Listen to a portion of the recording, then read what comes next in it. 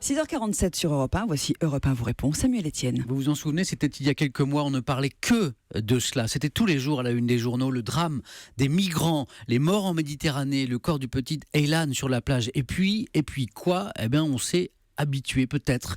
Et puis il y a eu les attentats. Et pourtant, les migrants, les réfugiés continuent de tenter leur chance et de mourir sur la route. Nous recevons ce matin Geneviève Garrigos, la porte-parole et ancienne présidente d'Amnesty International France. Bonjour Geneviève Garrigos. Bonjour. Merci d'être avec nous ce matin.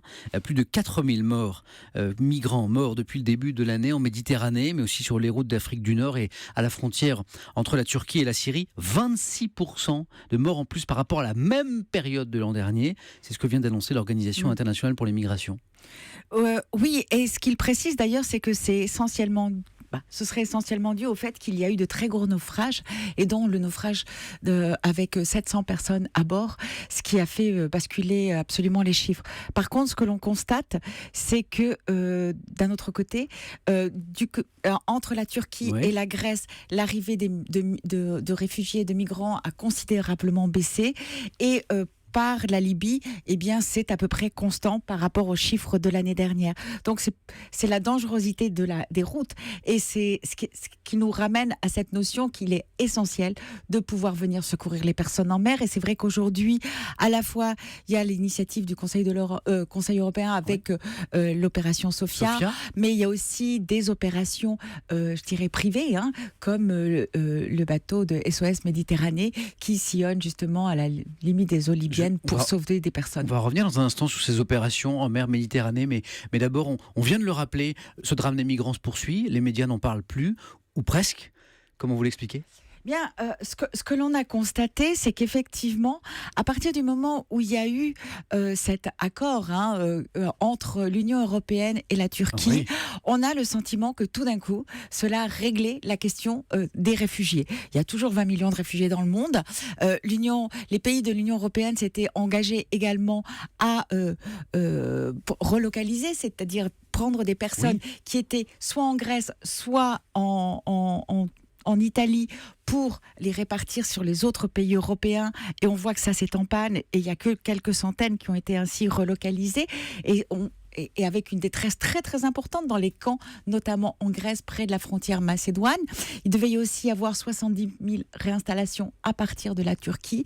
Tout ça, on n'en parle plus. Pourtant, les problèmes sont là. Et quand on voit justement la situation à Alep actuellement, et on sait qu'une grande partie des réfugiés qui arrivaient il y a quelques mois, justement à la frontière turque, qui se retrouvaient bloqués puisque la Turquie ne les laisse pas rentrer, venaient déjà des bombardements d'Alep, on a de quoi être inquiet par rapport justement à ces populations qui n'ont nulle part où fuir aujourd'hui. Et revenons maintenant sur ces opérations de sauvetage en Méditerranée que vous évoquiez à l'instant. L'Union européenne vient de dresser un bilan positif de cette opération Sophia, cette force navale qui en l'espace d'une année, voici quelques chiffres, a secouru 21 000 migrants, arrêté 75 trafiquants, a raisonné et détruit 217 embarcations. Est-ce qu'on lutte suffisamment contre les filières, contre les passeurs ? De facto, ce qui fait les filières, ce qui fait les passeurs, c'est aussi, je dirais, la nécessité absolue des personnes de traverser. Et donc, ce que nous demandons, nous, depuis le début, et pour nous, ce qui va aider au plus à lutter contre ces filières, c'est de créer ce qu'on appelle des voies sécurisées, c'est-à-dire des visas, faire venir les gens, les processus de réinstallation en lien avec le Haut Commissariat aux réfugiés, pour que les personnes les plus vulnérables, celles qui ont vraiment besoin de fuir, n'aient pas besoin d'avoir recours à ces passeurs. Alors ça, bien sûr, ce sont des décisions politiques pour créer ces corridors sécurisés que vous évoquez. Le 19 septembre prochain est prévue une réunion justement aux Nations Unies consacrée aux réfugiés, aux migrants. Il s'agit de trouver des solutions efficaces, durables justement. Est-ce que vous espérez des avancées lors de cette réunion ? Bien, nous sommes particulièrement inquiets. Il y avait déjà une réunion préparatoire et on a pu constater que... vous avez pu consulter les documents sans doute, voilà, c'est ça. Non, et puis ce que nous demandions, c'est déjà d'appliquer le droit international, d'avoir une répartition au niveau mondial de ces réfugiés, et que ce ne soit pas que certains États qui, eux, doivent les accueillir et qui ne reçoivent même pas les fonds.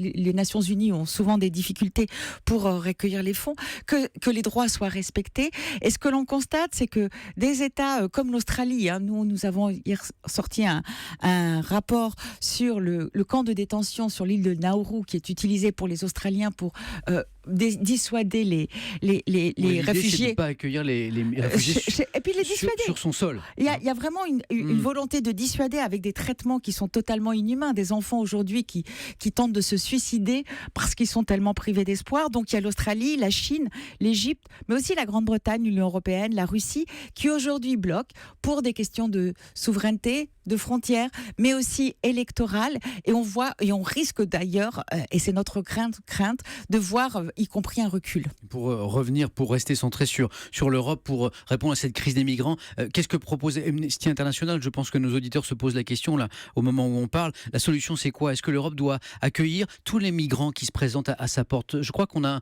un tweet sur cette question. Oui, Samuel Sophie. de FX Manson ou Monson, qui propose d'accroître les capacités d'accueil. C'est ça la solution? C'est une des solutions. Effectivement, il faut accroître les capacités d'accueil parce qu'aujourd'hui, on crée aussi des conditions qui sont indignes. On le voit ici à Paris, à Stalingrad, on l'a vu, on le voit à Calais, on le voit aussi à la frontière avec l'Italie. Voilà, c'est ça. Et ce que l'on constate, c'est que ces personnes qui sont déjà traumatisées, il faut voir que pour beaucoup, surtout lorsqu'elles sont passées par la Libye, eh bien, elles ont vécu des choses absolument horribles dans des camps de détention, exploités par les passeurs, celles qui viennent de Syrie, les conflits, donc polytraumatisées. Elles arrivent ici avec un espoir et elles se voient rejetées à la rue et il faut leur offrir la possibilité de pouvoir faire une demande d'asile et de les accueillir dignement pour qu'elles puissent récupérer. Une dernière question, et je suis sûr que c'est aussi une question que se posent les auditeurs. Est-ce que vous entendez les craintes des gouvernements et des opinions publiques aussi sur ce risque d'infiltration des flux de migrants par les djihadistes? Vous savez, les djihadistes n'ont pas besoin de se déguiser, je dirais, en réfugiés pour rentrer dans l'Union européenne. Je crois qu'ils l'ont prouvé depuis des années maintenant. Au jour d'aujourd'hui, ce que l'on constate, il faut bien le voir, c'est que les mouvements, les personnes qui arrivent, eh bien, il y a quand même un nombre très important de femmes et d'enfants. Pratiquement, les enfants, c'est pratiquement 40%. Donc, il faut considérer que ces personnes ont désespérément besoin de notre aide et notre solidarité peut fonctionner. Merci, un grand merci Geneviève Garrigos d'être venue porter la voix d'Amnesty International sur ce drame des migrants qui se poursuit, on l'a redit, il faut le répéter, même si nous en avons détourné les yeux.